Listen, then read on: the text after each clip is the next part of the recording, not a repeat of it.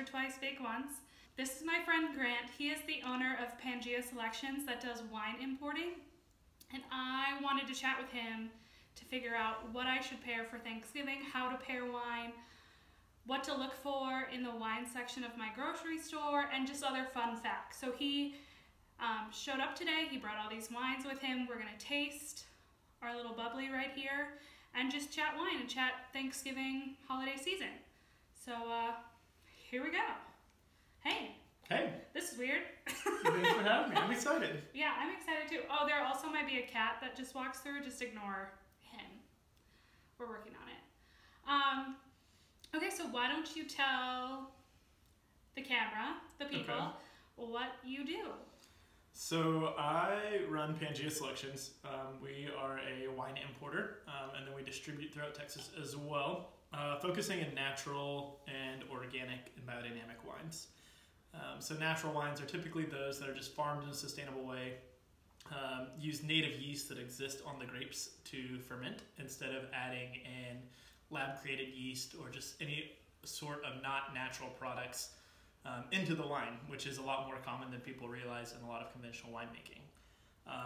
So yeah, we get to go travel and taste wine and then come back and spend our time in restaurants and wine shops getting to share the wines we love with people. That honestly sounds great. It's not a bad gig. Wish it could be me, but glad you are here. So I think we should just get into it with some basic wine questions, and then we can get a little more into what makes these wines special. Okay. One thing I know I struggle with is how to pair a wine with dinner. I know what I like as a consumer. I'm going to buy that. I will drink it. I know no rules when it comes to wine, as you know this, as I text you all the time. But for Thanksgiving dinner, do you have like a recommendation of maybe a red and a white that would pair well with it? Just because, like, the traditional turkey stuffing, cranberry. Yeah, what should the people get? What should I get? Sure. So I think first and foremost with wine pairing, there's no hard and fast rules. You should be drinking what you enjoy and what you like. Thanksgiving is kind of like the Super Bowl of wine pairings. People get really excited about it, and I think a lot of that has to do with just the fact that the cuisine can be a little bit bland, and it needs someone like you who's going to take the creativity to spice it up a little bit. So wine pairings can be really fun here. Right now we're starting with a sparkling wine. Okay. And I think that's a lot of fun just because it is the holidays. It's a good time to celebrate, to see friends and family. Everyone loves little sparkling bubbles in their life. Exactly. So I always think it's a great place to start, and sparkling, just because it naturally has higher acidity, is really food friendly and a great pairing wine. So we are drinking something called a Pétillant Natural, what a lot of people just call pet nats. And it's a style of sparkling wine that is done when it's just all being fermented in the bottle. So they start with a big crushed up chunk of grape juice. They start letting that ferment, doing its thing, and when there's just a little bit of sugar left, they go ahead and move that into a bottle.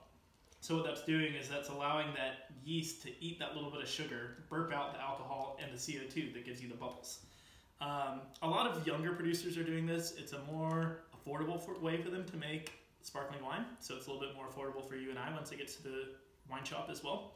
And I think they're a lot of fun, and just to kind of something new to bring home to your friends and family that they might not have seen before.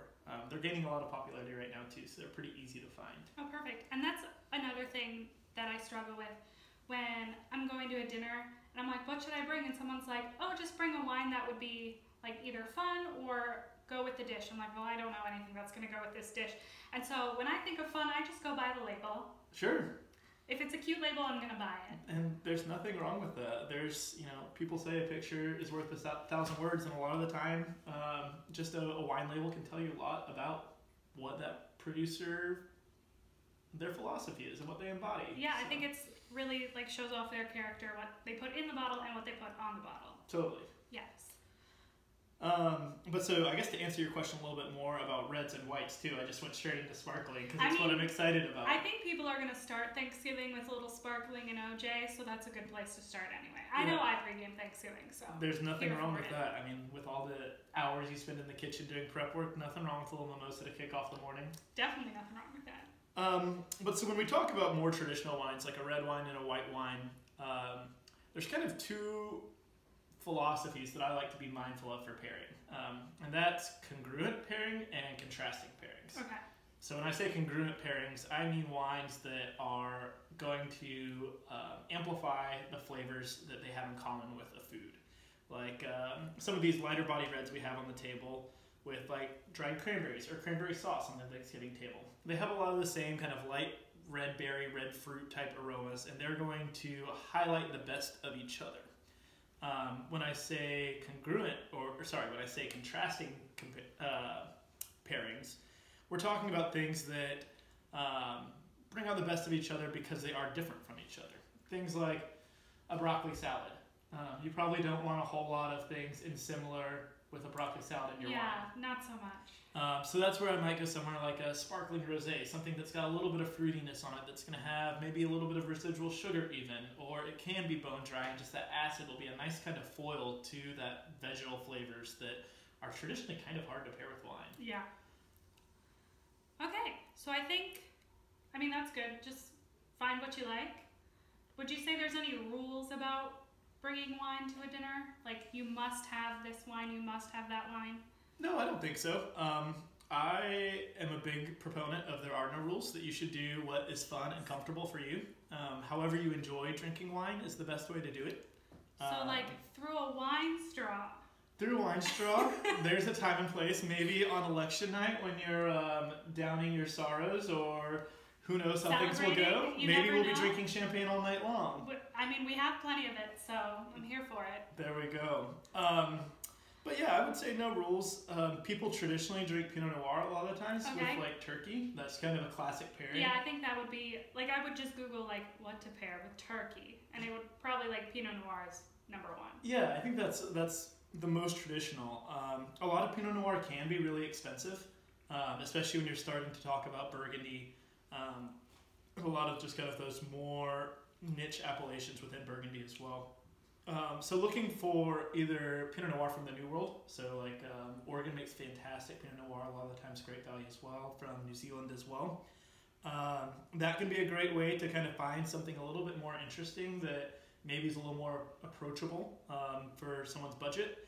Also looking at grapes that might have similar characteristics, but not quite the same price tag. Things like Gamay. We've got a few Cinsault on the table as well that are also just really nice, bright, fresh, delicate wines. That kind of bright, fresh fruitiness and acid is really going to kind of amplify some of those more mundane, kind of bready, simple flavors that tend to show up on the Thanksgiving table that might need a little extra help. And I think one thing I learned this year is that red wine can be light, because in my mind, you know, you have like a steak and like a full body heavy cab. Totally. And I'm just like, okay, well, red wine is heavy. And I'm like, no, you gave me some of these and they're very light, like almost rosé light. Yeah, so I mean, I think that's a conception that a lot of us in America have, is because we grow up with like Napa Cab, and that's just what our parents drank. Yeah. And so that's kind of what we're used to, is these really like extracted and heavy and oaky wines. And then a lot of the times in the wine world, when we talk about like an old world style wine, it's going to be something that is a little bit more calmed down. It's not going to have those really intense oak and fruit notes. It's going to be a little bit more like what we call mineral driven. So just kind of tasting of the earth. It might be rocks, it might be salt. It's just going to be not super like fruity in your face. It's going to be a little bit more tamed down, like some of these wines we had today. Perfect. Another thing I want to know is how important are the correct accessories? Like, do I need a decanter? Do I need an aerator? Do I need red wine glasses and white wine glasses? Like, how important is that to the drinkability of the wine? Sure, that's a great question. And it's probably a loaded question too. So I'm going to answer for my opinion. Okay, that's what we're here for. Let's keep it simple. You know, unless you're drinking a $100 bottle of wine, I'm not going to decant it. I might open it, you know, half an hour before I serve it if it's going to be like a big, bold red that needs to breathe a little bit. But a decanter is something for me that's only a special occasion if I'm bringing out like a really nice wine that I really want to highlight. And you know, it does change the wine. It does allow it to breathe more and kind of expose a little bit more depth of character. But a lot of it is kind of pomp and circumstance as well. Yeah, it just looks nice on the tablescape next to your turkey and green bean casserole, like the beautiful decanter. Sure, like I don't know that Grandma is going to really notice like the nuances that decanter is bringing to a nice wine. Yeah. So save yourself the dishes, in my opinion. In terms of red and white wine glasses, they do each have their own benefits in kind of presenting the aromas of the wine. Typically, if you just have one, you're always going to be fine. There's no wrong way to do it. Yeah, I think that just keep it simple, save yourself the headache, and just make it fun. There's no need to be stressed out or to get fussy about it. Just wine should be enjoyed. Yeah, and I think that's pretty common in the food world around Thanksgiving is people stress out so much. They're like, the turkey has to be beautiful. It has to be cooked as a full bird. Like, the cranberries have to be this way. And it's like, there's no rules.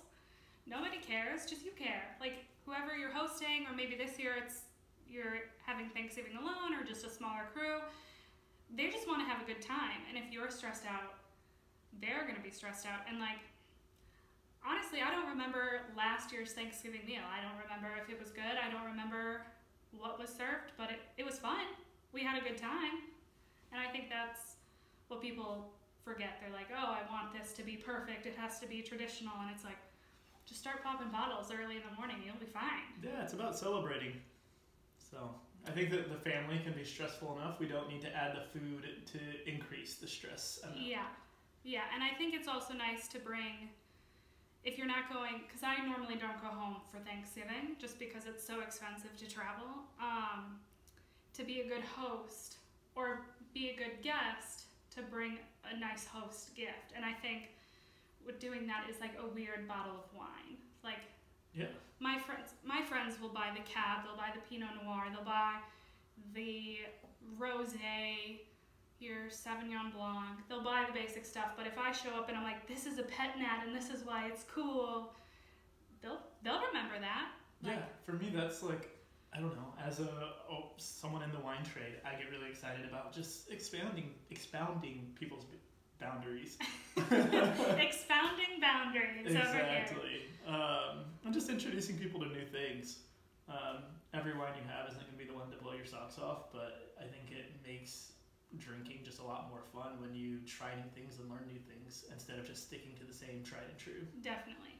And there is a time and place for that. But I feel like, especially with holiday meals, like, branch out. Have 2 bottles of what you like and have 2 new bottles. Like, yeah, that's a great way to start with the one you like, and if you don't like the new one, just finish with the one you like. I love that idea. Let's see, what else did we have written down that is on my phone, which is recording us? Didn't think this through. Okay, so I think finally, what are you doing for Thanksgiving? How are you celebrating, and what wine is a must-have for you on your table this year? Okay, so we are celebrating very low-key. We're going out to my husband's ranch and just hang out there with his family and nephews. So it's going to be a very rustic meal, which maybe calls for some rustic wines too. So I am going to be drinking this one on our right, which is from a producer called Bakizki Winery. They're located in Serbia. Ooh, that is a beautiful label. I would buy that. Yeah, he's got a great designer who does his labels for him. So that is a Pinot Noir. It's from 2016 from Serbia. So Serbia is a really cool kind of up-and-coming destination for some more experimental style winemakers. A little bit less conventional stuff. I think this is really great because it's 2016 vintage, so it's got a little bit of age on it. It got almost like a little bit of like almost garnet and orange tinge to it. So it has this really beautiful color. It's got like the typical like kind of cherry notes you want out of a Pinot Noir, but almost like a little bit of like depth and leather that's kind of evolved. We call those secondary flavors that you experience as wines start to spend more time in bottle. I'm also going to take this Syrah right here as well. Syrah is like a mashup of the grapes Syrah and Cinsault. So they just tried to make a little fun. Oh, that makes sense with the label too. Yeah. Yeah, okay. And so this wine is just super fresh. It's like got these real bright red fruits, almost like pomegranate, cranberry a little bit. Very seasonal. Very seasonal. Nice acid to it as well. So I think that like cranberry sauce, turkey, that's just gonna go so well with those. So I'm really excited about those two wines right now. Okay, awesome.